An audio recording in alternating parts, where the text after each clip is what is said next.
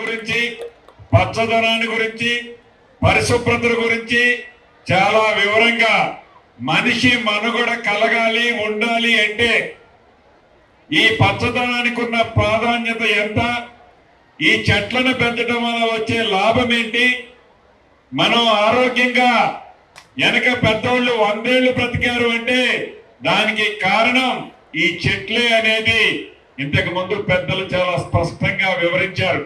ఇది నిజం కూడా.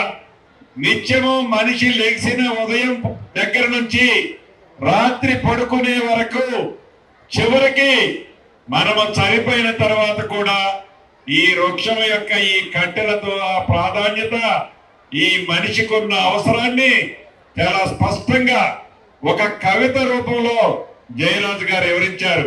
నిజం కూడా అది.